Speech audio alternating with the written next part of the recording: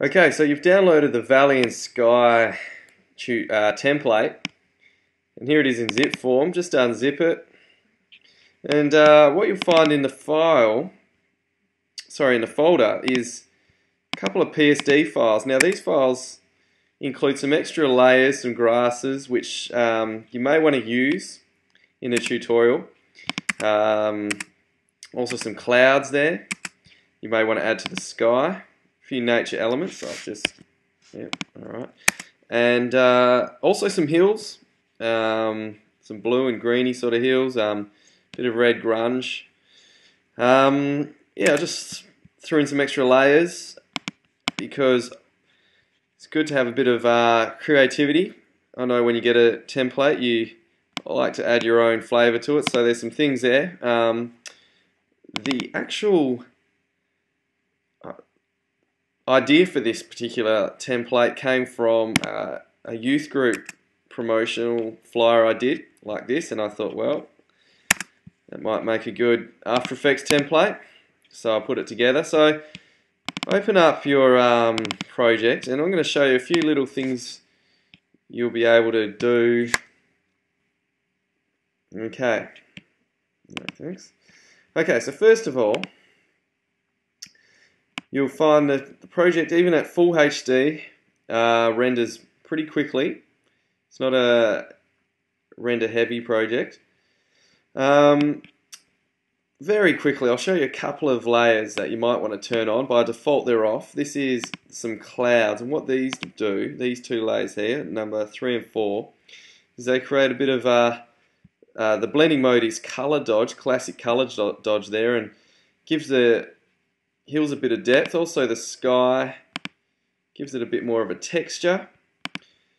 That combines very nicely with another little, and as you see some clouds there, that combines nicely with another little setting that you might want to change, and that is depth of field. We turn that on, and you don't see much change in this particular, although the birds do blur out, but with the smaller tree in the background, as you can see, it blurs out, and this part is in focus, and that'll give you your logo and your text a bit more focus and standing out from the background. So another little change that you may want to make to the template is the speed of the sort of the jittery sort of effect that's on it. So we'll turn down the resolution so we can actually sort of see it, and we go to the camera. Now this camera is parented to the null object here, and the null object has three settings. If you go to the last keyframe of those settings, they keyframe in, and at the moment they're 10, 6 and 6, but you might want to make it happen all a bit quicker. So you go 10, 10 and 10. That one being rotation, that one being amount, and that one being speed. So we've just turned up the amount of jittering and the rotation of the jitter, so it'll turn a bit further and it'll do it a bit more often. And let's have a look here. We'll just get a second or so worth of footage just to see how this pans out. As you can see, it's just moving a little bit quicker than the default setting of 10, 6 and 6. So if you like that speed, it might be something to consider. So the other thing, of course, is changing your logo and changing your text. So first thing, change your logo is Command H, or I think it's Control H in Windows, and I'm going to change it for the old church logo. There we go. So the church logo is up, and one of the things you will probably find is it's the wrong size because it's scaled to the default little logo that's included. So basically select the layer that you've just replaced right here, and S for scale. Scale that down to the size you'd like so. and that looks okay. Check it out in full resolution. That looks fine. You might want to scale down your logo if the tree gets in the way, or you can do that. Kind of is fine.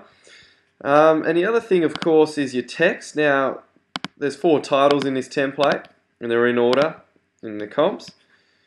So we want to change the text. It's simply a matter of double-clicking the text and changing the text. Okay, like so. Select that, and what we want to do is we want to fit it inside the mask that's provided. So just zoom that down a bit. Another thing you'll notice is, go back to our actual main composition. We'll turn that down a bit so it all happens a bit quicker. The G's have been cut off. Now, go back to the way to fix this is you just take the edge of your mask, just pull that down. Actually, no, undo that.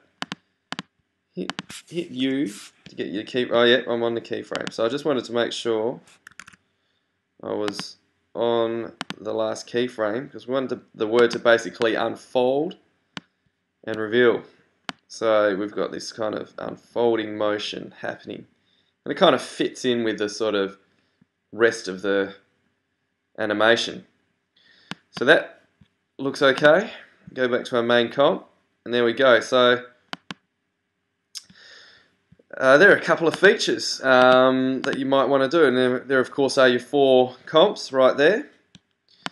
If you don't like the white flashing light that's in the adjustment layer, you might want to see that flash, that there.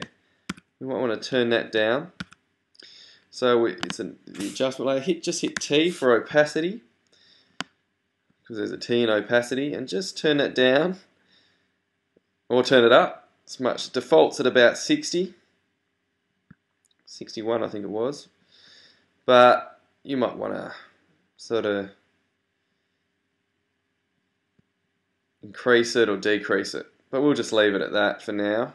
And they're basically all the different changes you can make to the animation.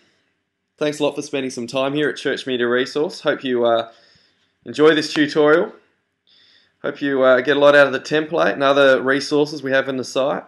Don't forget the collection, 12 templates for only $20, which is the best value you'll find, I believe. And yeah, I'm going to show you an animation with these changes in it.